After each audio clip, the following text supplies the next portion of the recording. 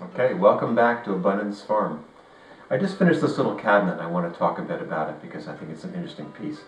I always try to try out new details every time I make a piece like this.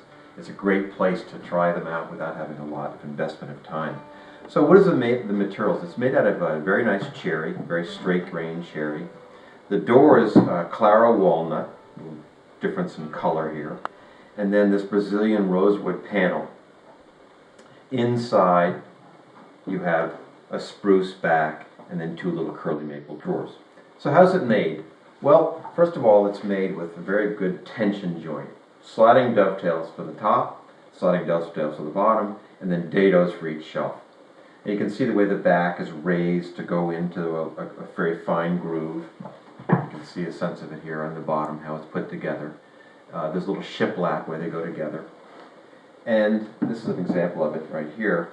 And what's nice about that is that I've run this little bead on it, little detail, which also shows up on the shelves themselves. So I have this little play of a bead here and then a bead here, very, very different scale, much, much smaller.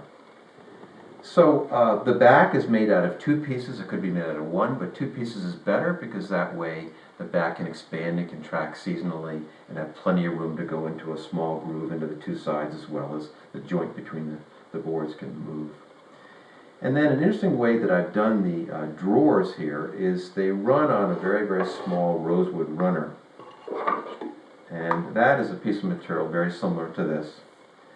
And the runner is in here, and it really is only about as thick as a very small difference between the side height and the face. It's about flush. So you don't take out much space in your drawer, but you do have a very positive stop for the drawer, and you've got a very nice place for these drawers to run. They're not very heavy drawers, granted, but they're heavy enough. They will be, they've got to have a nice solid place to run. And they can run back and forth on this runner, and it's very, very nice. The little red cedar bottoms, little raised bottoms again. And then I have a little veneer, basically, of curly maple on the front with these little bone holes. So one of the things that you've got to remember is that you don't have very much space here. You only have the depth between the rails of the stiles, rather, of the panel and the panel itself to go over those poles. So the poles have to be very, very shallow, and these are shallow. These work fine. They're not going to go in and out of that very much. And then I've moved them over, the drawers over a little bit to create a little more space here for the the door itself to swing open. So the case construction is very interesting. It's got these face frames. The sides are rabbited out and the face frames drop in. You can see it here on the two ends. And you've got a lot of different options in the way you deal with that. First of all, what I like about it is that aesthetically, you don't have to have a very, very thick side to have it appear like it's a thick side. You've got a face frame which allows you to support your drawers and various things. You've got some space back in here to put your runners and that kind of thing, which I like.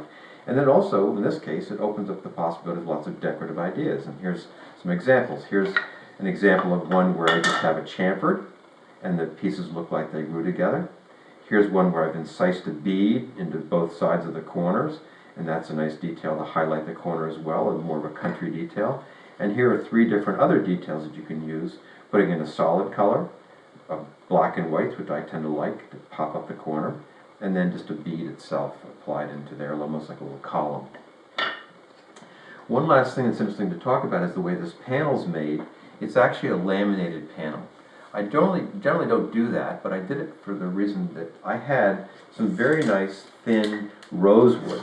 This was, I think it's Brazilian rosewood, guitar backs and sides, quite old. Someone picked this up a long time ago from the Martin Guitar Factory. And I had pieces that were short. They weren't long enough to do this whole panel. So what I did was I cut the two pieces and fitted them together with sort of a wavy line using a pattern that I made up to get the right shape.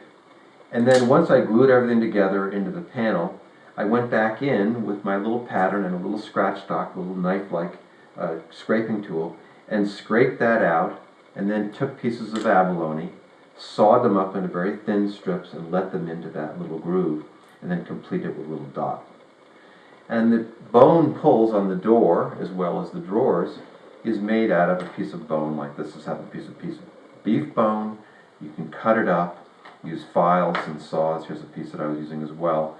And file it up, and it really takes a beautiful polish. It's very, very nice material for that kind of a use. There's one last thing. There's a little secret compartment up here. Because this cabinet usually will be above your head, you're not going to see in here. But you can reach in, lift up the top, and put things down in there. There's not a lot of space, but there is some space for things to fit in there, as you can see, against the wall. It's got a shellac finish, many, many layers of shellac padded on.